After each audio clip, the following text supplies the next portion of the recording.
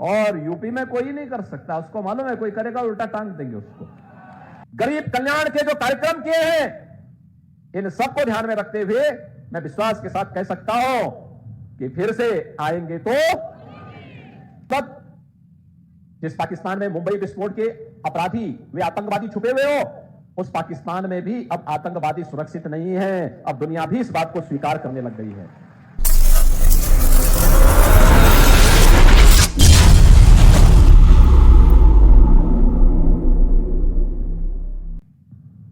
बहनों और भाइयों, ये जो परिवर्तन देश के अंदर दिखाई दे रहा है, दुनिया के अंदर दिखाई दे रहा है, आज भारत के पासपोर्ट की कीमत बढ़ी है। दुनिया के अंदर भारत के पासपोर्ट की कीमत बढ़ी है। भारत का सम्मान बढ़ा है। बड़े गर्व के साथ लोग आज इस बात को मानते हैं कि भारत दुनिया का एक सिरमौर है। लेकिन 14 के पहले ऐसा नहीं था। सीमाएं सुरक्षित हुई है। पहले दुश्मन देश भारत की सीमा में घुसते थे, सीमाओं का अतिक्रमण होता था, सरकारें आंखें बंद कर देती थी। अब कोई सीमा का अतिक्रमण नहीं करता है। मैं तो 4 दिन पहले ब्रिटेन के एक प्रतिष्ठित समाचार पत्र द गार्डियन को पढ़ रहा था। उसमें उसने एक समाचार प्रकाशित किया था जिसमें उसने कहा कि पाकिस्तान के अंदर 2 वर्ष पहले 20 आतंकवादी चुन चुन करके, दुर्दांत आतंकवादी चुन चुन करके मारे गए। और इसका शक पाकिस्तान ये मानता है कि सब भारत ने कराया है। यानी इसका मतलब जिस पाकिस्तान में मुंबई विस्फोट के अपराधी वे आतंकवादी छुपे हुए हो, उस पाकिस्तान में भी अब आतंकवादी सुरक्षित नहीं है। अब दुनिया भी इस बात को स्वीकार करने लग गई है। दुनिया ने भी इन आतंकवाद को एक समस्या मान लिया है। जो लड़ाई भारत की है, उस लड़ाई में दुनिया आपके साथ खड़ी है।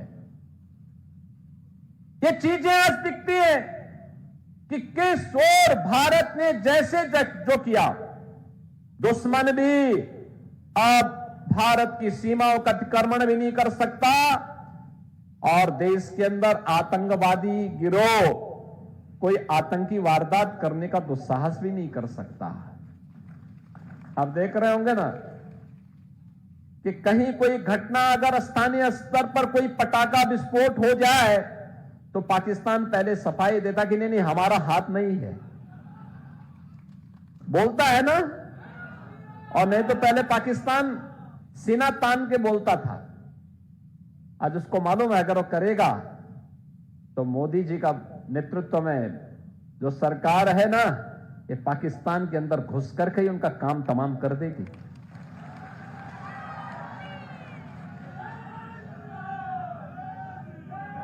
और भारत के अंदर आतंकवाद की जो सबसे बड़ी जड़ थी वो थी कश्मीर में धारा 370।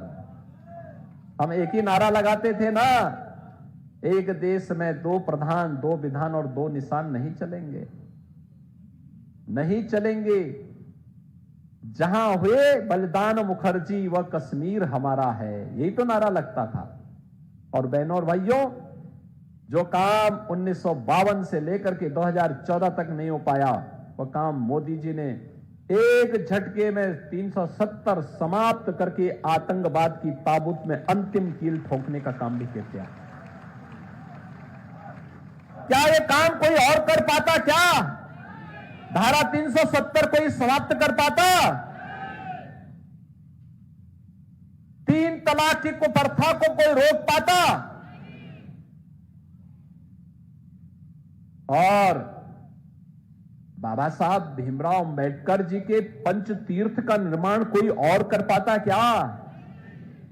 ये सब काम तो मोदी जी ने किए हैं ना। और इंफ्रास्ट्रक्चर का अभी मैं सुन रहा था यहां के आमदार से कि रामदास जी ने यहां पे लॉजिस्टिक का एक बेहतरीन हब बनाया है। मैं भी आके देख रहा था। बहनों और भाइयों, ये काम भी मोदी जी के नेतृत्व में गडकरी जी ने और रामदास जी ने मिलकर के कितना बेहतरीन वो बनाया है। हजारों लोगों को नौकरी मिलेगी, ट्रांसपोर्ट को एक नया कार्य मिलेगा, यहां को एक पहचान मिलेगी, सिटी को एक पहचान मिलेगी, इंफ्रास्ट्रक्चर और बेहतर होगा। आज highway, railway, metro, IIT, IIM, AIIMS, triple IT, world class universities, one district one medical college, हर घर नल की योजना ये भी बन रही है। और गरीब कल्याण की तो कोई सानी ही नहीं। भारत के अंदर 80 करोड़ लोग फ्री में राशन की सुविधा का लाभ पिछले 4 वर्ष से प्राप्त कर रहे हैं और अगले 5 वर्ष तक प्राप्त करेंगे। दुनिया के अंदर कहीं नहीं है। 60 करोड़ लोगों को 5 लाख रुपए की आयुष्मान भारत की स्वास्थ्य बीमा का कवर मिल रहा है। दुनिया के अंदर कहीं नहीं है। 12 करोड़ अन्नदाता किसानों को प्रधानमंत्री किसान सम्मान निधि का लाभ मिल रहा है। दुनिया के अंदर कहीं नहीं है, अकेले भारत के अंदर है। 12 करोड़ गरीबों के घर में शौचालय बन गए हैं। 10 करोड़ घरों में उज्ज्वला योजना का फ्री में एलपीजी का सिलेंडर प्राप्त हो गया है। करोड़ों परिवारों को जनधन का अकाउंट मिल गया है। करोड़ों नौजवानों के आर्थिक स्वावलंबन के लिए कहीं पे स्टार्टअप की योजना, कहीं स्टैंड अप की योजना, कहीं पीएम विश्वकर्मा की योजना, कहीं ओडीओपी की योजना ने एक नई क्रांति की है। और बहनों और भाइयों, पहले 4 करोड़ गरीबों को सिर ढकने के लिए पीएम आवास योजना का लाभ मोदी जी ने दिया और फिर रामलला को भी एक भव्य आवास अयोध्या में राम मंदिर के रूप में दिया है। हुआ है ना ये सब काम? एक सब हुआ है ना? आप मुझे बताओ। और यूपी में कोई नहीं कर सकता, उसको मालूम है, कोई करेगा उल्टा टांग देंगे उसको। बहनों और भाइयों, 25 करोड़ की आबादी है और कोई कर्फ्यू नहीं। धूम धड़ाके के साथ कावड़ यात्रा निकलती है वहां पे शिव भक्तों की। करोड़ों लोग भाग लेते हैं कुंभ में, करोड़ों लोग भाग लेते हैं। और यही नहीं, अयोध्या धाम में इस समय रामलला का दर्शन करने के लिए लाखों श्रद्धालु प्रतिदिन आ रहा है। कहीं कोई संकट नहीं। और इसीलिए बहनों और भाइयों में आया हूं, देश की जो आवाज है, राष्ट्र की आवाज को महाराष्ट्र की आवाज के साथ जुड़ जाना चाहिए। दोनों आवाज एक होनी चाहिए। छत्रपति शिवाजी महाराज का तो यही सपना था। उस सपने को साकार करने के लिए यही हमारा हिंदवी स्वराज है। हमारा हर भारतवासी सुरक्षित होगा,